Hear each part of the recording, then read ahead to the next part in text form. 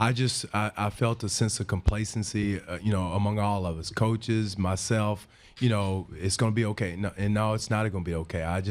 But I saw the defense get worse, and and we kept preaching about it, talking about it. And I know you guys got tired of hearing me preach about it, but I thought that's what changed more than anything else. We took our foot off the gas pedal a little bit defensively, and continued wanting to score more. But and again, that's I thought had a little bit to do with it. And again, we hit some hot teams after the All-Star break.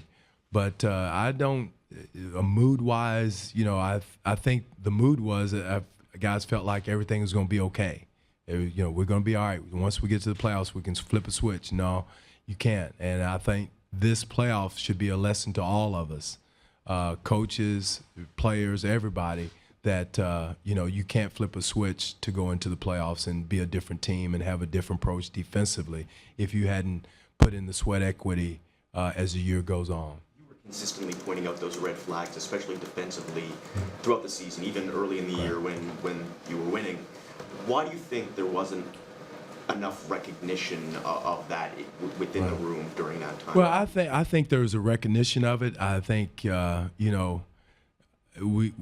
identity had been established offensively. When you have that style of play offensively, it's hard to get that card, and that's where that's why I said this. It's on me. I'm accountable for it. Of not getting that horse back in the barn offensively, shot selection. It's fun to watch. It's exciting. But again, it compromises your defense in so many ways. Just talk about the progression of Jonas from the time he got here to now, and just maybe a little bit how you used him. Right. Well, again, Jonas, I still say, is a young, developing big man with some good skills. He's one of the toughest kids we have. I thought, he did a good job of recognizing speed as the year went on. I thought his pick and roll defense got much better as the year went on.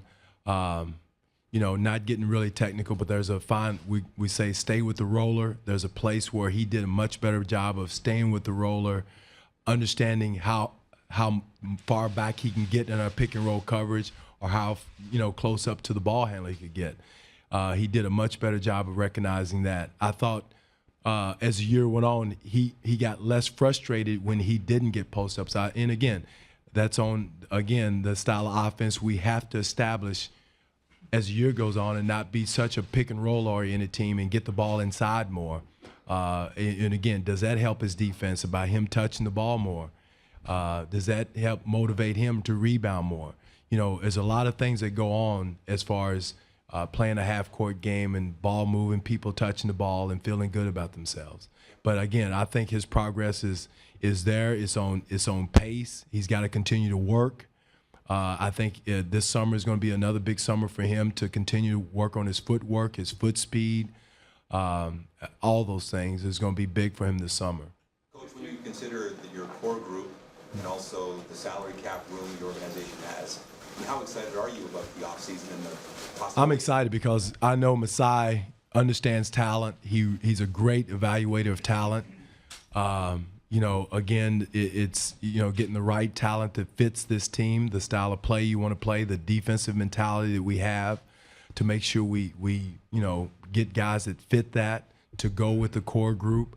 Because if it's like you said, you can talent is great, but you can have too much of the similar talent. But Masai understands that. He's verbalized that. He's talked about that. He's got a plan in place. So we're going to leave that to them to make sure they to do that. But again, we still have to evaluate all the stuff we talked about here today. We want to evaluate where it went wrong offensively, where it went wrong defensively. What can we do defensively, personnel-wise, or whatever, to shore up our defense. But again, what I think it starts with our coaching staff to shore up how we're playing offensively. That will really help our defensive approach and our defensive balance, so to speak. But again, both of them kind of are intertwined together. You're going to have a different offensive style. Does that then require a higher collective basketball IQ from the roster to kind of pull that off?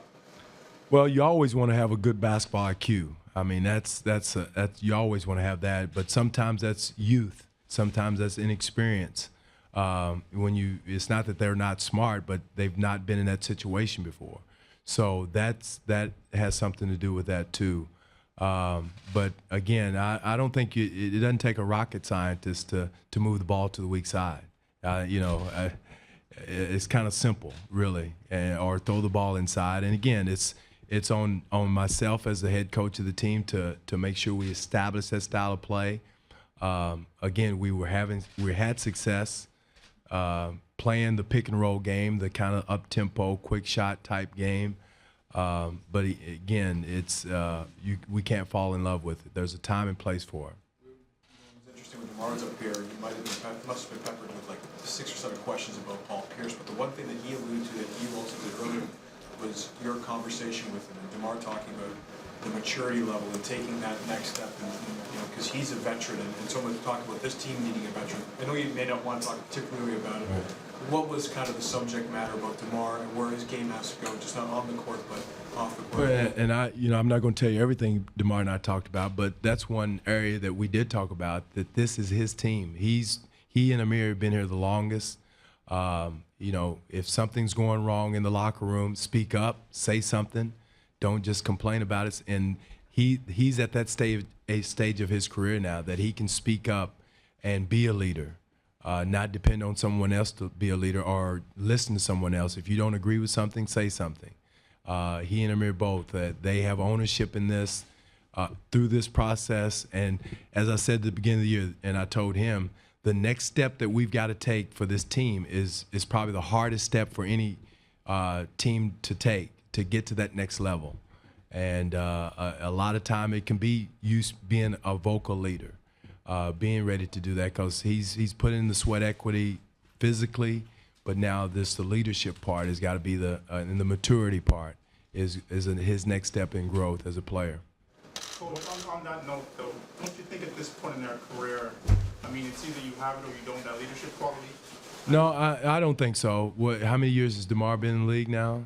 6. It takes it takes a little while for a guy to be that. And in some of that, guys, I would say when Paul Pierce first came in the league, he wasn't the leader he is right now, but he developed that through time, through experience, through playoff experience, and DeMar is going through that now. So I think it can be developed, and especially guys who have been here, who have ownership in what we're doing, and has put the time in and do it by example. You can't just come in and say one thing and then go hang out in the club all night and not live the example either, or not put the work in on the practice court. And DeMar's done that. He's put the work in on the practice court. Do you expect to be back next year? I no one has told me any different. I mean, I'm preparing and working. Again, I have no control of that. I'll say this, Michael, I've never worried about a day of sitting back, and I don't read the blogs or read the comments, but I do my job and work my butt off to be prepared, and the staff is the same thing. I think our staff did a heck of a job this year preparing the team, working with the players each and every day, film work on the court. So I don't think our staff has anything to be ashamed of. Can we do a better job? Yes. All of us can. But at the end of the day, we have to be evaluated on who we are, what we did, and be accountable for it. And it's true with everybody through the organization, and players included. Is it fair to sum up the series by saying your team didn't have enough rabbit, had a little too much fat dog? Is that, I would say I wouldn't say that. I think it's a little bit of both. I don't think we were the team that we had been the entire year throughout in the playoffs. But I also thought that Washington played at a much better level than they had played all year also. So it's a little bit of both. We ran into a hot team, but again, a lot of it was us. I don't think our approach, our intensity level defensively was at the level. I thought it was in the game 1, and I thought once we didn't get success in game 1, it kind of took a little wind out of our sail, and it told on us the rest of the series. But a little bit of both. A little bit of both. I thought Washington shot the ball extremely well, more so than, I mean, if you had told me going in that we had to worry about Otto Porter's three-point shooting or Ramon Sessions' three-point shooting, I would have told you you're crazy. But they made shots. They made shots. Drew Gooden made three-point shots. You know, and again, some of our defensive, what we're going to live with was some of those guys shooting the ball, and they made shots. And we made adjustments for a lot of that, a lot of those different things, and then the next guy made the shot or made the play. So a lot of things happen, but again, it's on us as a team, on us as a staff, and we have to own it, take it, learn from it, and grow from it. And there's a lot of teams in this league that that made it repeatedly to the playoffs that took them a little while to be successful in it. And we will be successful in it. We will learn from it. We will get better from it, and guys will grow from it. Getting to that next level, you talked about the difficult stuff getting there. What would the tangible results be from reaching that level? Particularly in terms of postseason success? Well, I would say getting to the next round. I mean, next round is the first step, and then the next round is the next step. You know, to say you're going to win a championship in 3 years with this, you know, with this group is tough to say. But our goal is to continue to advance into the playoffs, to get to the finals, to conference finals, to give our a chance to get in the finals. And that's got to be our goal, to get out of the first round. Next year, getting to the playoffs won't be enough. We got to get to the next round.